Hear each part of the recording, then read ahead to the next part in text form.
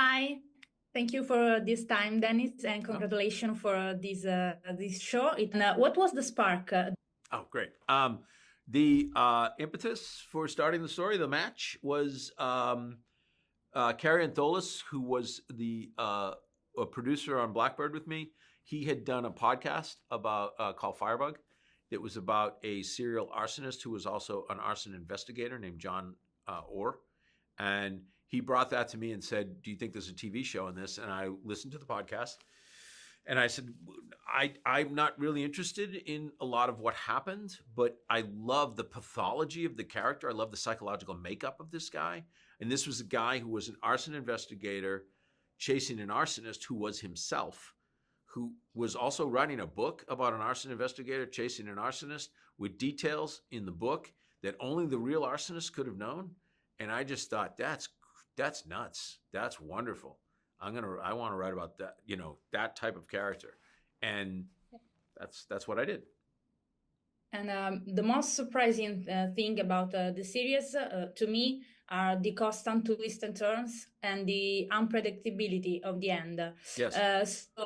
As a writer, how do you achieve this result? We just embraced this idea in the writers' room very early on that this was a crazy, chaotic story that should mirror what fire can do. Fire can do a lot of good things. Fire can be a lot of things. It can be beautiful. It can be destructive. It can be repulsive. It can be sexy.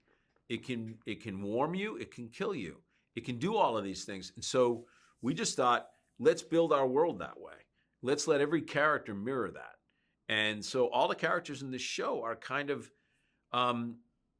they're psychologically a little bit demented, I would say, and complex.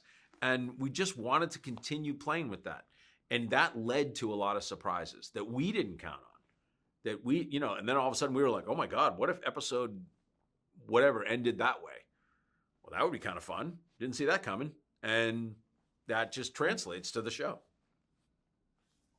And the biggest challenge of write such compelling and shady characters. Oh, I don't find that challenging. I'll tell you what I find challenging. If somebody said, write a hero, I don't know how to do that. I've never done that in my life. I don't know how to write that type of guy. Or write an absolute sniveling villain. I don't know how to do that. I don't know people like that. Most people are messy. Most human beings are messy. We can be good, we can be bad, sometimes in the same breath. I mean, it's very complex to understand that there can be not only bad in good people, but that there can be a lot of good in bad people. That's really hard to wrap your head around. And so I write about it. I write about it because I'm trying to figure it out. I don't ever come to a project with answers. I always just come with questions.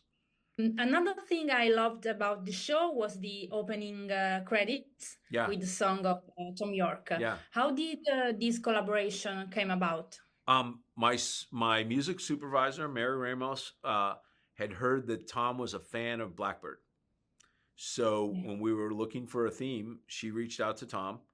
Tom asked to see some scripts. I sent him some scripts. He asked to hear what I thought the show was about. I told him. A couple months later, he sends in that song. And the strangest moment was they said, well, now you can give him notes. And I was like, I'm not giving Thom Yorke notes. I'm just going to say, great job. Can you do it? Yeah. That was it. And that's how we got that song. Okay. Thank you very much, and congratulations for this show and for Blackbird. Oh, thank you so very much.